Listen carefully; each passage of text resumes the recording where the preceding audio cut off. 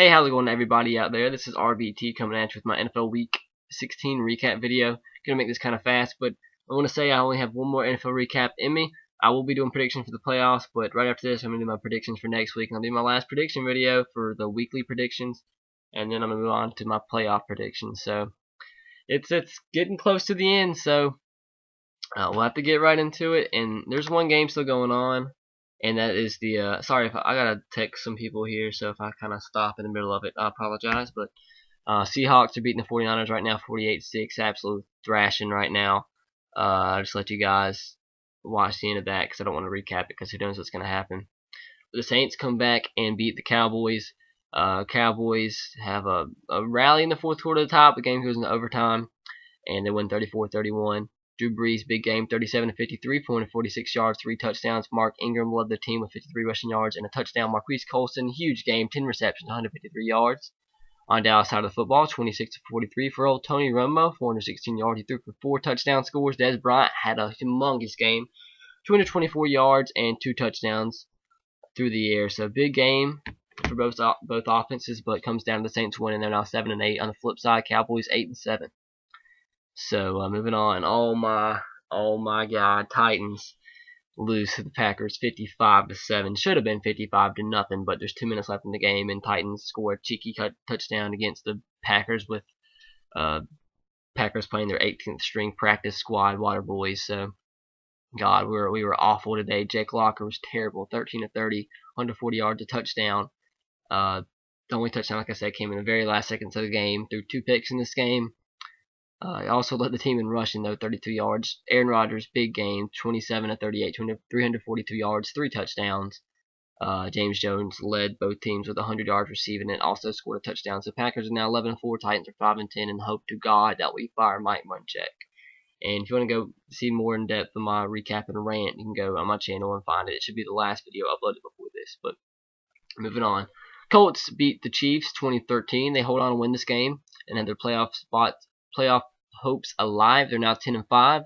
Chiefs gave them all they could ask for, but Colts come back in the fourth quarter, score a touchdown, go into the fourth quarter, tied ball game, but Colts win 20-13. Colts are now 10-5. Chiefs are 2-13, and I think they locked up the #1 pick in the draft in this game by losing.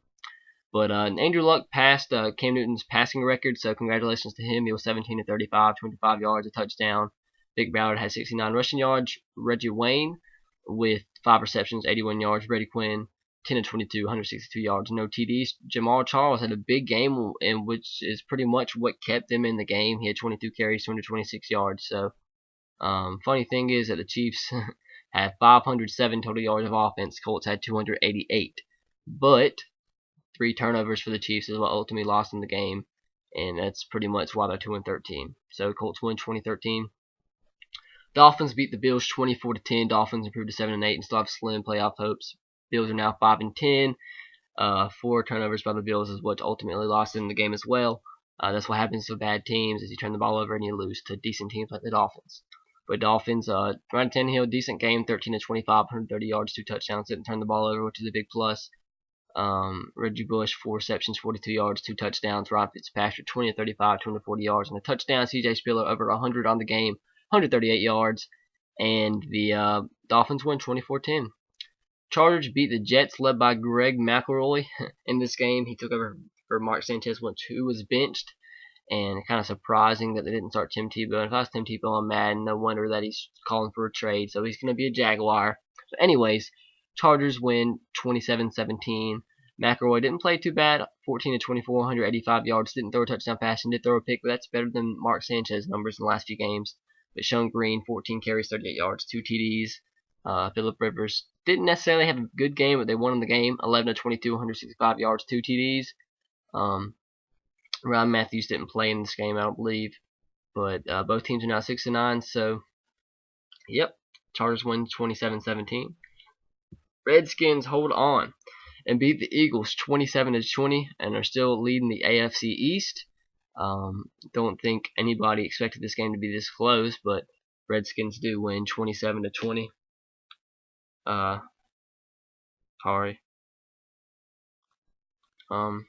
Redskins won 27-20. Robert Griffin III, 16 to 24, 198 yards, 2 touchdowns. Alfred Morris, the old running back out of Florida Atlantic University, 22 carries, 91 yards and a touchdown.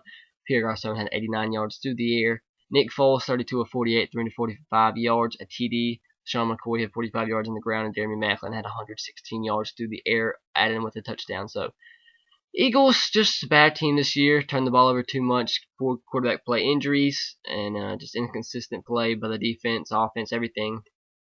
So they're 4-11 on the year. Have one more game left in them, and the Redskins are now 9-6 and can go to the playoffs. So the RG3 move ultimately works out for both of the top 2 picks. Worked out, and I don't think anybody expected different. So I mean, these are 2 great players, and it's gonna be fun to watch them the next decade or so. So. Moving on, Bengals beat the Steelers 13-10. Big Ben with a late interception gave the Bengals a chance to throw a long touchdown or 30-yard pass to AJ Green to set them up in field goal range and kick the game-winning field goal, and they win 13-10. And this is the second straight year they'll be making the playoffs, which is the first time in a very long time. So congratulations to Andy Dalton and that young Bengals team. He was 24-41, 278 yards. Ben Jarvis Green Ellis 15 carries for 14 yards. Am I reading that right? AJ Green 10 receptions, 116 yards. Both teams had three turnovers. Big Ben was 14-28, 220 yards, touchdown and pick. Rashad Mendenhall 11 carries, 50 yards, and Antonio Brown had 97 yards and a TD. But it comes down, it was a pretty even game to the very end. Turnover by Big Ben is what sets up the field goal for the Bengals, and they win 13-10. Steelers aren't making the playoffs this year. They fought at 7-8. Bengals are 9-6, making the playoffs for the second straight year. So congrats to Bengals and all the fans out there for the Cincinnati Bengals. The Rams take care of the Tampa Bay Buccaneers.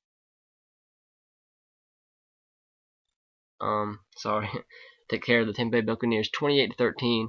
Rams are now 7-7-1. That's right, they had that tie against the 49ers early on in the year.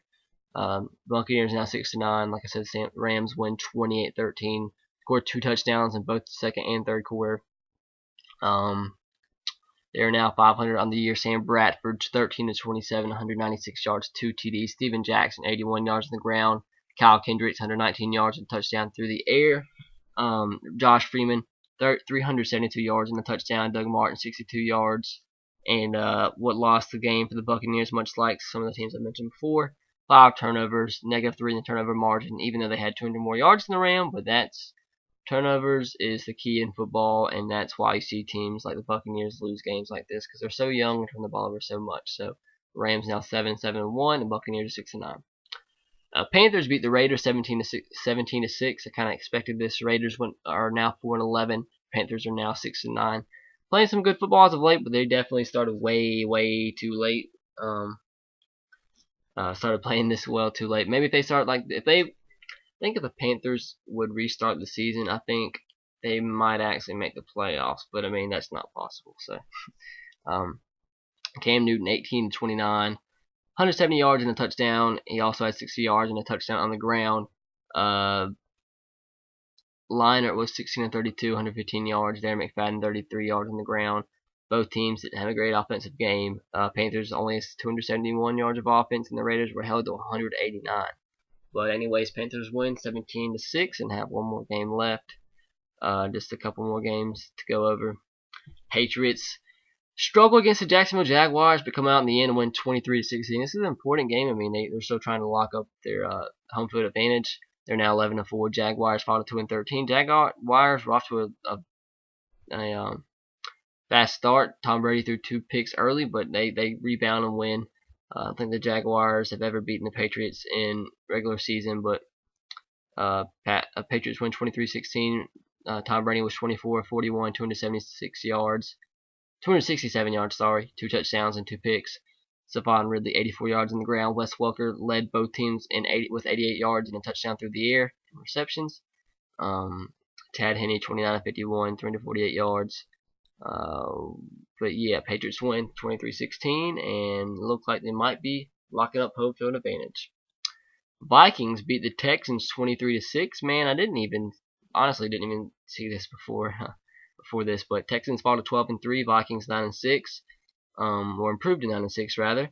They're still in the playoff hunt. They had 343 yards of offense compared to the Houston's 187 yards of offense. But I think Arian Foster was hurt in this game or just didn't perform well or something. Because I remember seeing that he only had a couple yards in this game. But anyways, Christian Ponder was 16 of 30, 174 yards and a touchdown. Adrian Peterson, 88 yards on the ground. And Matt Schaub didn't perform well, 178 yards, no touchdowns. Ben Tate led the both teams, led the Texans in rushing to 17 yards, and Andre Johnson had 97 yards through the air. So, and like I said before, turnovers is what really decides games, and they had 2 turnovers. Vikings had 1. So, Vikings won 23-6 and upset the Texans. I didn't really expect this. I don't think anybody did. But the Broncos put a whooping on the Browns, win 34-12. Peyton Manning, huge game, season high yards, 339 yards, 3 touchdowns on 30 completions out of 43 attempts. No Sean Marino, 78 yards, and Demaryius Thomas led both teams in receiving yards with 102 and a TD. Tremerson only ran the ball 9 times because they were down from the beginning. 9 carries, 53 yards. Brandon Whedon ended up with only 104 yards. But Broncos is their 10th straight win, so Broncos playing really good football. Held the Browns to 233 yards, which is the Browns are not a bad football team. So, I mean, holding this team to only 200 yards of offense is a pretty good task. I mean, and scoring 34 points on them is impressive as well, because this Browns team is a very underrated team. Started the season off very poorly, but in the last month or so has been playing pretty good football aside from this game. So, anyways, Broncos improved to 12-3, and Browns are now 5-10. Bears beat the Cardinals 28-13, and before I even look at the stats, let me predict both teams didn't even have 300 yards of offense in this game, because these teams are just not good offensively. I was correct. Well, barely. The Bears had 297 yards. The Cardinals had 248 total yards of offense, but Cardinals turned the ball over 3 times, -2 in the turnover margin. Bears do win this game, 28-13, improved to 9-6. Cardinals also fall to 5-10. Ryan Lindley started this game. He was 17 of 30, 141 yards, and Stevens Howling had 20 carries or 11 carries for only 20 yards. So the Bears defense expectedly held the Cardinals intact in the rushing game. Larry Fitzgerald, pretty big game, 111 yards, 111 out of the 141 yards through the air was to Larry Fitzgerald, which pretty much shows how good of a receiver he is. But on the other side, Jay Cutler, 12 of 26, 146 yards and a touchdown. Matt Forte, 12 carries, 88 yards and a touchdown. Brandon Marshall, 6 receptions, 68 yards and a touchdown. So, yeah, Cardinals really need another quarterback. They'll probably be drafting a quarterback quite early, even though there's not too many to pick from. But we'll see how that goes. So, moving on to the last game. Actually, I guess I can recap the Saturday night game too. Ravens beat the Giants, just shellac them, 33-14. Giants fall to 8-7. Ravens are now 10-5, and they win the AFC North title with this W. Joe Flacco had a really big game, 25 of 36, 309 yards and 2 touchdowns. Pierce, 14 carries, 123 yards on the ground. Anquan Bolden, 93 yards, led both teams in receiving yards.